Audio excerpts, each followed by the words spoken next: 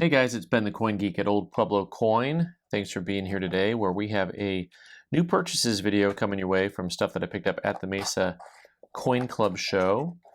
And for those of you who watched the review video, I mentioned I got a lot of odd things in, and I did, and I didn't have a lot of time to shop. So I'm happy to show you a few fun things that I picked up.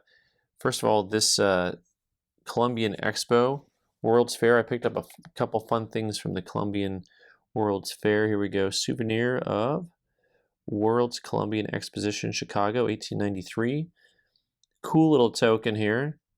Compliments of Keystone Watch Case Company. And, of course, it looks kind of like a pocket watch. So that would be the shape. Also, it has a function. It basically has a little point here that it comes down to. And when it comes down to the point, I take my time usually. And this one, you can use to open your watch case. You slide it in there, and then you'd have a nice little nifty thing to pop it open with. So that's kind of fun. This guy I've got marked at $30 on that. Generally, my new purchase videos, if you haven't seen them before, as I pick stuff up from shows, I'll show things off. And this is true of any coin video. I'll show things off.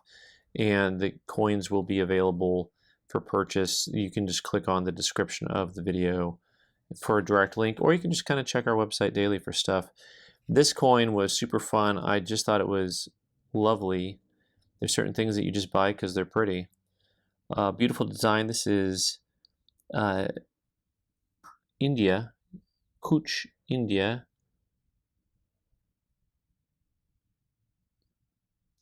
Just with some really nice toning. Thought that was a pretty cool looking coin there. So this is 85 bucks on that guy. And Edward VIII piece, which I think is somewhat scarce. Next up, what do we get here? Back to Colombia. I did go a little bit wild with the Colombian stuff, I'm not going to lie. 1892. This is a so-called dollar, HK number 222. And just a stunning, visually stunning piece here. Let's take a close look at one of the more famous or popular motifs of Columbus landing. Putting a flag down here. And we've got, let's see, this probably starts over here. United we stand, divided we fall. Interesting, nice little statement there. This is going to be, 30 years past the Civil War, less than 30 years. How does that work? Someone do the math for me. Dedicated to the American people in the honor of the 400th anniversary of the discovery of America. And this guy is a 67 deep mirror proof-like. So that guy is, I think that guy marked at $600 on that guy. Wild and crazy stuff. Wild and crazy stuff. I also got some currency that we're going to have some fun with. I'm going to start by just kind of showing off this little group here. I got 3 consecutive. These are 1934 notes that I thought were kind of nice, crisp, uncirculated notes, but you'll have to trust me that they are consecutive because I'm not going to take them out here and chance messing them up. So this I've got marked at $300 for the group. Notes from the 20s and 30s are very hard to get nice. It's an interesting market. It's just, they're hard to find really nice, crisp, uncirculated notes. And that was a fun group. The banknotes that I'm going to end up showing you here as we get to more of them are going to be notes that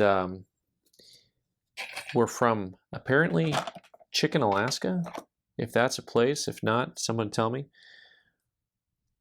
I wasn't at the show very long, and so I didn't have an opportunity to buy a whole lot of stuff, but I got I still managed to spend a lot of money. It's this 1878 San Francisco minted trade dollar is VF25. Kind of a fun looking coin here as far as just finding a circulated trade dollar that is certified. I mean, usually these things are either labeled as cleaned or something else is going on them, or they're just not usually certified in this grade. Generally, you see them certified in much higher grades than this one. This particular piece, I think we've got marked at 330 on that fella, that little guy there. All right, let's see what else we got here in our box of goodies. Has anyone ever been to Churchill Downs? Well, I have not, but apparently Harry M. Stevens has. Apparently this token is Harry M. Stevens Incorporated $5. Churchill Downs is what that stands for. And this guy here is $15 if you want it. That's just kind of a fun piece I picked up. I may have mentioned that I bought some kind of random stuff along the way. We think we could put that on the list. A lot of what I bought, though, was pretty nice. I got a few wowzers in here, even though it's a small group of coins. We went for some stuff that was kind of high class stuff today. So this is cool. This is a 91 O. Look at that O. Look at the nice flashy. The reverse on this is really stunning. Obverse is also very nice. This is a MS66. Just a cool coin all around. This guy is $1,800. And the reverse of that coin is just drop dead gorgeous. There's really no two ways about it. One of my favorite commemoratives, older commemoratives, is the Connecticut. And here is a silver-plated spoon that also is with the Connecticut Tercentenary. I'm sure I said that completely right. The Connecticut, for those of you who are not familiar with the Connecticut, it has one of my favorite designs here. It's got that really cool tree and the Art Deco design on the eagle, and very cool piece. So the spoon is fun. So you can collect lots of things that go that are what we would call tangential. And so the spoon, I think I've got marked at $20. There you go. William Rogers and Company. IS is a plating. USA. And you got the back of the bird. Pretty cool stuff. I happened to buy a couple of Engelhard bars. A couple bars while I was there. Here's an Engelhard. It's just one of those earlier bars. Probably just really worth it silver. People are starting to collect these more and more by serial number. But the bar that I thought was most deft here is this one that is a Jackson Precious Metals. And why I got this, because I was just so intrigued by the fact that it says Jackson Precious Metals, 1 ounce, 999 fine, and then it doesn't say what it is. And so you've got a whole lot of stuff listed on here. I don't even know what some of these are. At first I thought I was playing Scrabble or something. I was like, who's rude? But you've got rhodium, palladium, silver, gold, platinum, iridium, and then after that, I don't know what is OS. I think that's your operating systems, and I'm a computer genius, so I would know. I thought that one was kind of cool, so maybe worth a little bit extra on that particular guy. And speaking of the Columbian Exposition, how about one that someone had gone ahead and put a back on, probably at the time of the Exposition. You can see that this coin was a very high-grade coin before they soldered that on. You want to know what artificial toning can look like? I mean, that's a reaction to the soldering on that particular coin. So if you need one of these, this is this looks like an old holder. It's like plastic, and pretty cool though. So many things were made from that Exposition that I have priced at $35 on that guy. I got one more exposition. I think just one more exposition thing to show you. This is a cool old button. A very different looking Christopher Columbus, if you will. And this guy here, I think we got marked at 20 bucks. Made by Ehrman Manufacturing, Boston, Mass. Factory in Milford, New Hampshire. It's kind of a cool old button. Oh, let's get to some of this currency. Man, I almost forgot about the currency. So what was fun about this currency, first of all, the guy told me that it was from a collection bought out of Chicken, Alaska, which I still don't know if that's a real place. I just trusted him because what do you do? 1953 C star, a note that I have that I'm calling a choice uncirculated example. Really nice fresh stuff. This I've got marked at $145 on that guy. And the hits keep coming as we have a second one that's a 53A. So these notes from the 50s are really common, generally speaking. We'll see them in the store all the time circulated, and they'll be, you know, in that $7 to $10 range if they're well circulated, which is what most of them are. And on these particular notes, they're real choice, and they have the star note, which is the star is a replacement note. People still try to find them in change today, but really, the way to get those is these old school ones. That's where the money's at. This one also I have as a choice CU, and I have it marked at 125. Just a very lovely example. Alrighty here. And a 53A. Also at choice CU. Kind of an interesting, almost a trinary note number, except for that 0. Quaternary. It ain't no quaternary note. Also, I've got at 125 as a choice CU on that 53A. So I got two different 53As. And then we go back in time, and this is where it gets real dicey, folks. So this 28F. So I love the earlier star notes because instead of those little wimpy stars, they've got the big boys. And I find those to be just way better looking in general. And this particular note here, I have as a CU note at 375. Hard to come by. I don't think I've had a note like that in a long time. But wait, there's more. So this 1928 note has a fold to it, a couple little folds to it. So this one I have at an XF to XF plus kind of note. 1928, that first issue. And so kind of fun. For those of you who don't know, I said 28, and this other one's a 28F. What we're talking about here is there's the 28. So when people talk about series, 28F. 28F was actually the last series, the 28F, before they started the ones in the 50s. So this note was probably printed in the late 40s or early 50s, even though it says 28 on it. This particular note here is very expensive. This one's a $700 note, and just tough as nails to get those guys. All right, we'll show some more currency in un momento, but first, a message from our sponsor. How about the 1877? Wait for it. Carson City quarter.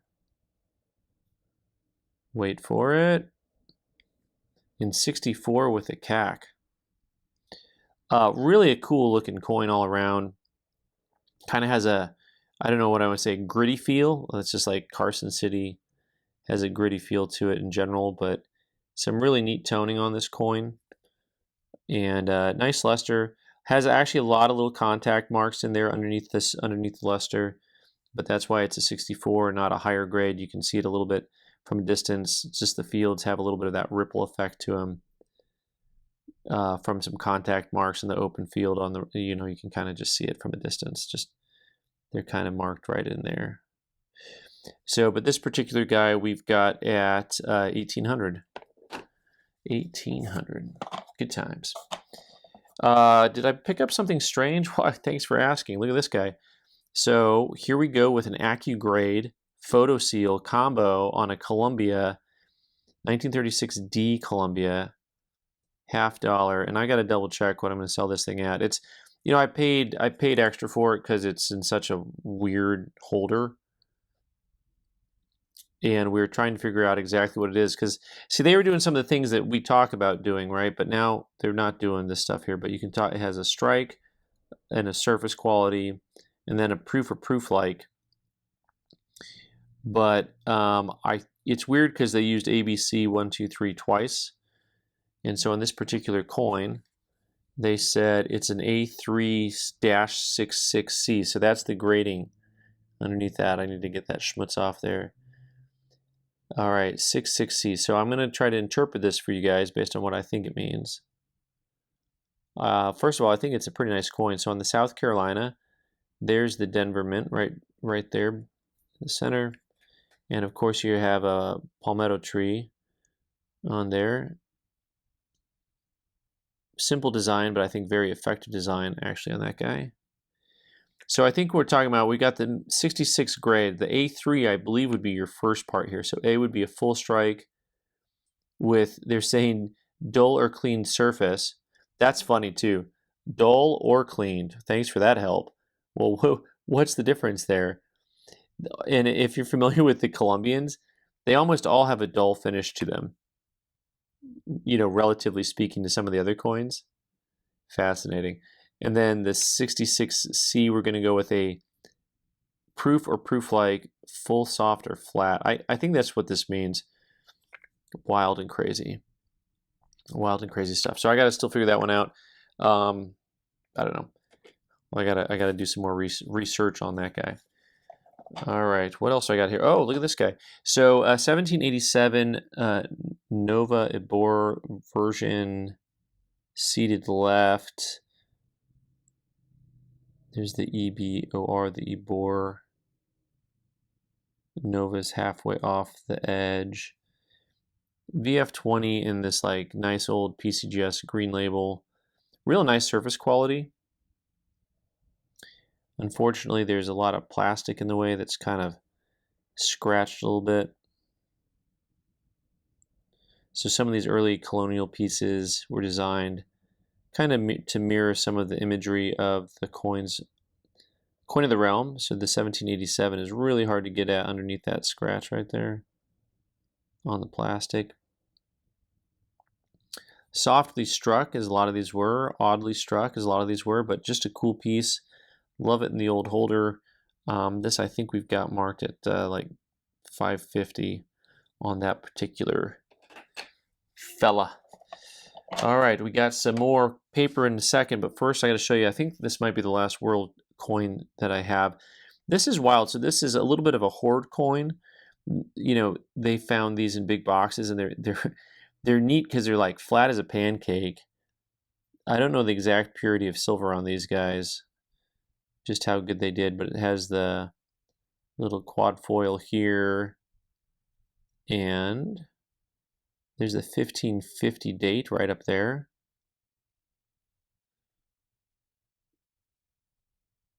And then it has my name on it, so that's good. I mean, then it has what some people might call me after that. So, and we've got a coat of arms on this side. And I think on these particular ones, I think that's a 9 on the center. So this is a 1550/9. I believe that's how that works on this issue. A French Duzon, Lorenez, and it's Henry II. Now, if you're like me, you'd say Henry, but if you're from there, you'll say Henri. So it's very different, just depends on where you're from. And this particular guy we've got at 165 on a Mint State 61. Cool piece of history for somebody. Let's go back to one more coin and then some more paper and back to a coin. We got a few more things here. One of the hardest to get, Old Spanish Trail commemoratives, El Paso to Sarasota, Florida over here. So you can get it certified. 1535 to 1935. As always, lots. See those lines popping up? All those lines, that's all die polish on those guys. One of the heaviest die polished coins out there. And nice big clean open fields on this particular issue. Just a super popular design, also scarce. Basically tracks Interstate 10 now, more or less. MS66, just a pretty nice looking coin all around. Has a little bit of a haze on the obverse, a little bit of haze on the reverse. And this one we've got at 1850. I know, 1,850. That's a hard one to figure out. More from Chicken. Beautiful Hawaii note. Just really a lovely. This note I've got at a Choice CU. It's super fresh. And this is, I got marked at 190. Nice bold strike. Really, to get to Gem CU, you're going to want to have the centering better. So you see the gap. When they talk about centering, they're just talking about what you'd think of as what that word means when something is centered. So you can see how this is kind of offline to the top a little bit. And the same is true of the obverse. Well, not as much, it feels like. The reverse definitely has a big difference. By the way, just fun fact, I know I get a lot of grief when I say penny instead of cent by some of you guys. I just said obverse and reverse. I'm sure none of you actually caught that because they don't have obverses and reverses. Banknotes have fronts and backs. That's it. But you knew what I meant, and that's all that matters, folks. Can't we just get along? And also, one of my favorite notes to get in high grade, super tough to get in high grade. This is the North African issue. What's fun about both these notes is these are actually, they are both silver certificates. And some of the emergency issues are actually not silver certificates. Some of them are Federal Reserve or US notes. And these guys have the blue and the yellow on there, issued for use by our military guys. And if the notes were captured, they could say, hey, any of these things with that bright yellow seal, it's no bueno, man. You can't take those. Another note that is very fresh, nice looking note. I have this one at 250 as a choice CU note. Just really pretty. Nice. Much better centering on the reverse, the back of that one. And the front also has pretty nice centering for one of those notes. But if you liked one, why not have two, right? I'm not sure which one I like more. Like when I first had it, this one I liked a little bit more. And then the more I look at the other one, I think I liked that one a little bit more. This one, the centering is maybe not quite as good. I had this also as a choice CU at 250. I'm not sure. Maybe I kind of like that other one a little better. A little bit brighter paper. One last note, and then we will get on to our last couple of coins here. Just kind of an epic looking note. Once again, the stuff from the 20s is so hard to find. You get a very different kind of font on things. You have the use of numbers instead of letters for your different districts. For District 13. And then your 28A here on that with the nice dark green seal. Just a beautiful looking combination, I think, of colors on these guys. I know this was definitely for them what you'd call monopoly money. And also, sometimes people call these gold notes, but that's kind of a modern thing. Older collectors would never use that term. And these are not gold notes because a gold note is a note that actually has redeemable, that actually has like gold certificate, pardon me. So these you'll see, they talk about it as a gold note because it says redeemable in gold, right? And so it's a Federal Reserve note, but also has the word gold on it, which is different than a gold certificate. And so you can talk about other notes from the same time period from the 20s that won't say that they have any redeemability in gold. So like this is obviously going to be from more like the 40s because it's a 28F. It just says that it's legal tender for debts, right? Let me see here. I've got that 28 in here somewhere, don't I? There's that my other 28. How do you put things directly on your desk in front of you and then you can't find them? So this is a 28, so that would be more in line with the same time period. Legal tender. Doesn't say with gold on it. All right, last couple of beauties to look at. I have for you proof that coins really do exist. Look at this. Beautiful quarter.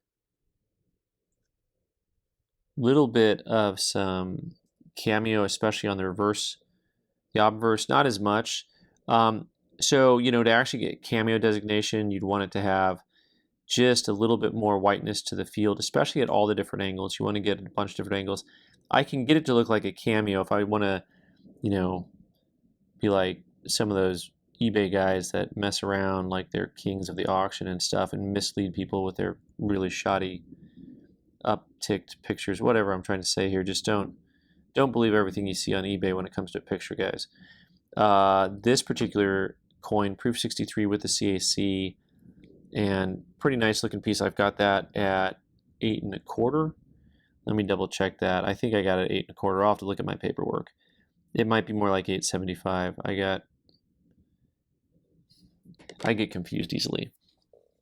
Last but not least at all, this is to me like one of the most fun things I've seen in a while. I know we already looked at a trade dollar earlier, and we're gonna see how many of you guys remember your history, because I would forget this, by the way. I'm always having to look stuff back up. But also, as long as I've got it in front of me, it's kind of fun.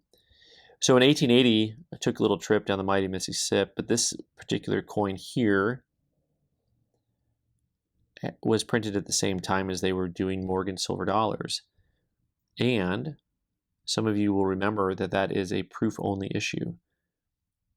So this is a circulated proof 40, and just a neat coin. They made 1987, 1,987 of these guys. 1987, a very good year, fine year, only the best. And this particular coin is about 1,500 bones. So that's it. That's all I got. I'm done talking. All right, guys, thanks so much for being here. I'm Ben the Coin Geek. You can subscribe by clicking on the owl button in the corner and watch more videos on the right side of the screen. Thanks.